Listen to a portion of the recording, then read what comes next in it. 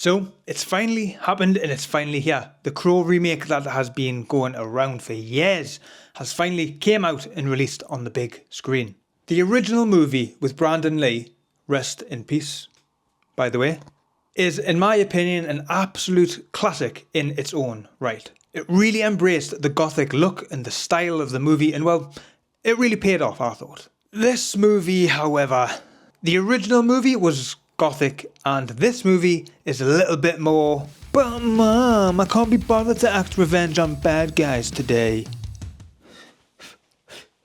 Look, the guy, he's had a hard life. I'm not saying he hasn't. His parents were drug addicts and his horse died. He was there, he witnessed his horse die. And for whatever reason that isn't overly too clear, he ends up in some rehab where he meets his soon-to-be girlfriend. Of all the places to meet. Now she is on the run after her amazing best friend puts her life in jeopardy, revealing something that she shouldn't have. And now all these nasty people are hunting her down. But thankfully these two find each other and they break out of what could possibly be the most pathetic security that has ever lived. I mean, Shawshank Redemption would have been a considerably shorter film and a much easier journey for Andy if this is all he had to do. I mean, they break out of like a vent through the laundry and they escape. I mean, it's like, where's all of the security here? But they build up quite the love story in what was maybe about a week or two. On the outside, they've escaped. But yeah, these people are still hunting them down. You might want to go to some better place. Maybe move would be a good idea if you've got these killers after you. Like maybe another country, not just another apartment.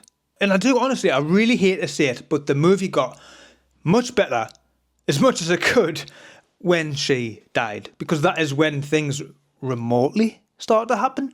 I'll just very quickly get into what I did like about the film, because to be just quite frank, there really wasn't too much, unfortunately. It makes the most of its R rating. For whatever reason, I thought this was going to be a 15 here in the UK. But to my surprise, it was actually an 18, and it certainly makes the most of that.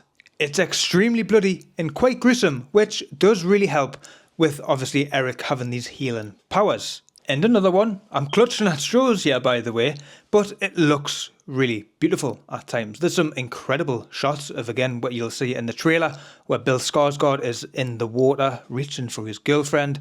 And there is a lot of moments in here that do look good. And it is a real shame, because it could have and should have been a much better movie.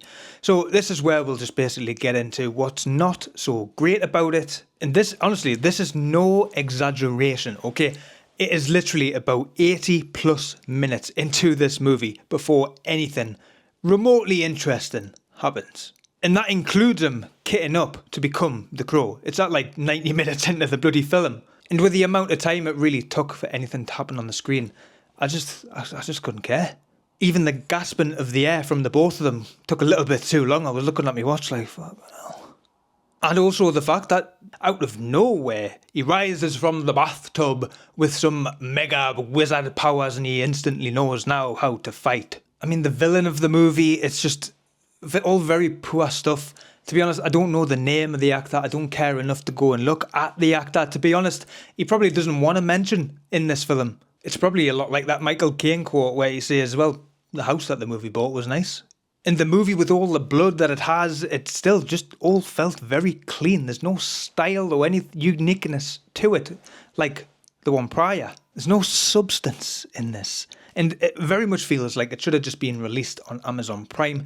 And if I'm being honest, I would never pick this one over the Brandon Lee movie. It just wouldn't happen. Unfortunately for me, The Crow gets a 4 out of 10. There's just nothing here worth really sitting down and watching. Maybe the odd YouTube clip of one of the fights, but that's about it, to be honest. Have you seen this movie? Are you going to check it out? Or have you seen the Brandon Lee version? I'd love to discuss that one down there with you. So let me know your thoughts, leave your opinions down in the comments, like the video, subscribe for more like this. And in the meantime, click on this video just here, or this one, and stay with me in the land of geekdom.